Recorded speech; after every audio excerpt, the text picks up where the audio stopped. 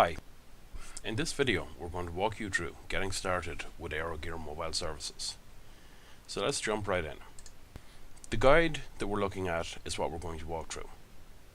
And this guide will take us through all the required steps to get up and running with mobile services. By the end of the guide we will have learned how to set up AeroGear mobile services on OpenShift, create a mobile client and a mobile service, set up a local development environment, and configure and run the AeroGear Showcase app on Android.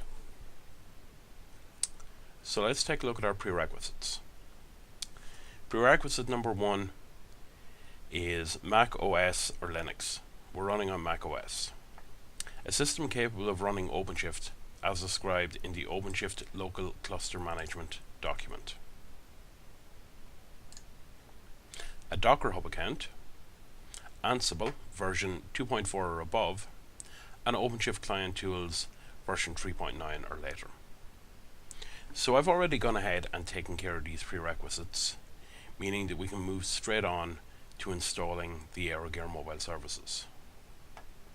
Please ensure that you can run OC Cluster up with no errors before moving on to the installation of AeroGear. Let's start by checking our version prerequisites.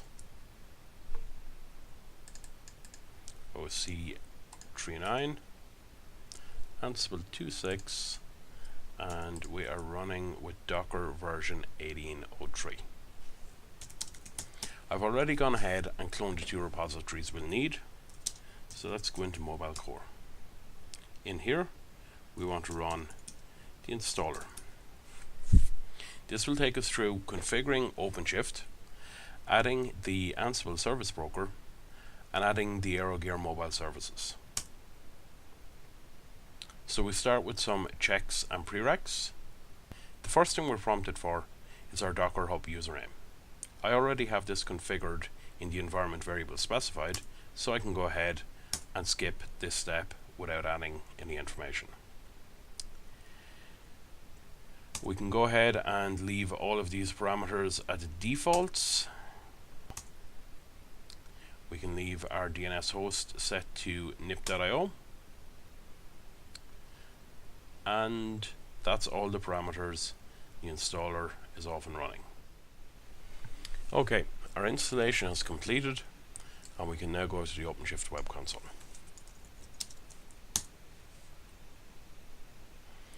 Because this is local installation, we're using self-signed certs and we have to accept the certificate in the browser. We'll talk more about self-signed certs when we start looking at the mobile application. Okay, so to log in, we're going to use developer as our username and password. We can see that we have the mobile tab available, and we can see our list of mobile apps and services available to us. So the first thing we want to do is we want to provision an Android application.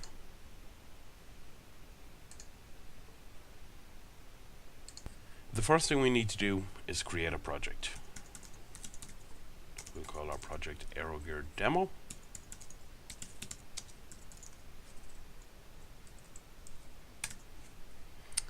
Then we need our application name and our package name.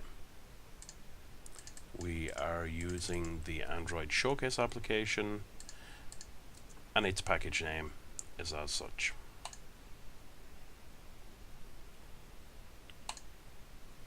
If we go to the overview section of our project, we can see that the application is being provisioned at the moment.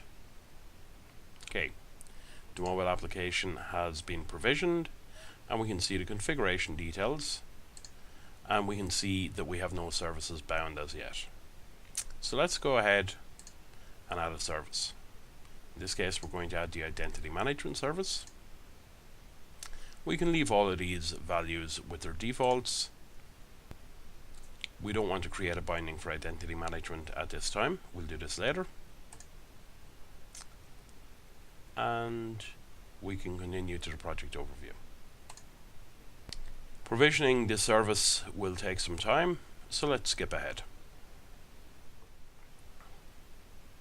Okay, Our identity management service is provisioned, and we can see that our mobile client has updated to show us that we have an available but as yet unbound mobile service. So let's go in and bind our mobile client to the identity management service. We click on the client name, click on mobile services, and we click create binding. We can leave these values at their defaults and bind. Once the binding is complete, additional information is available for the service, including the realm URL, which we'll need for configuring the identity management service. Again, we have to accept our self-signed cert, and we can log in with default credentials that were set up when the service was provisioned, which are admin and admin. We've automatically created a client for our mobile application called My App Android Public, and there's a couple of things we need to configure here.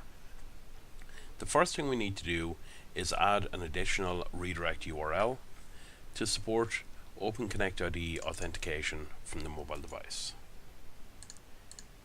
This is the package name of your application :/callback, and we need to add a web origin, which is just the package name of the application. Let's save those updates, and we can now go and create a user.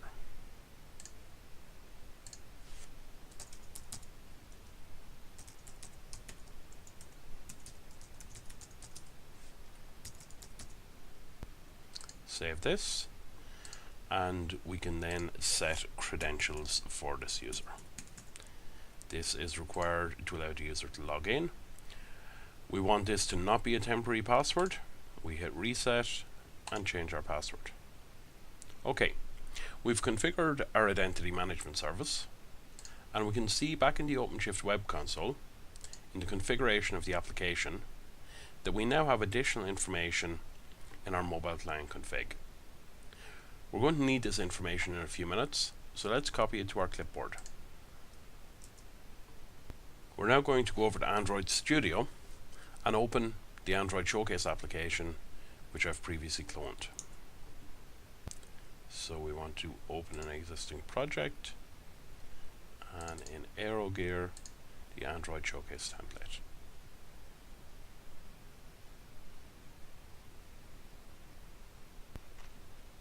Okay, the first thing we want to do is update our mobile services.json file. This file is in assets and mobile services. This file is the linkage between your local app in development and the services that you've provisioned on OpenShift. So let's go ahead and paste our services in. As we can see, we have one service available, and that's our identity management service. Let's save that file and start up our emulator.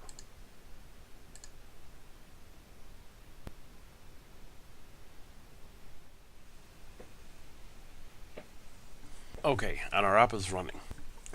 As mentioned previously, we're using self-signed certificates for the mobile services that are backing this application. This means that we need to add the certificate to the device in order for it to be trusted. To add a certificate, we need to extract the certificate file from the OpenShift instance and push it out to the emulator. To do this, we can run this command, which puts the certificate we need in temp local cluster. We can then use ADB to push this file to our emulator. Back in the emulator, if we go to the files, we should see the local cluster.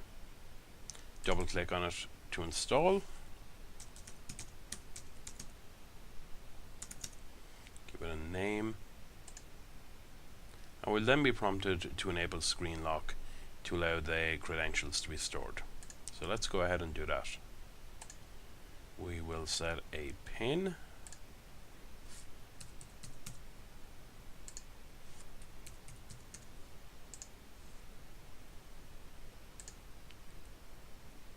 our certificate is installed.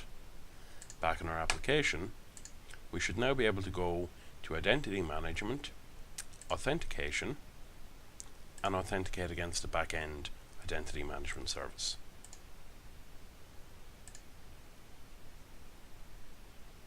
Okay. And our username and password. As we can see, the information for the user we created in the Identity Management Service has been returned in our identity profile. This concludes our walkthrough of installing and configuring AeroGear mobile services on OpenShift. Thanks for watching. Hope you found this interesting and informative.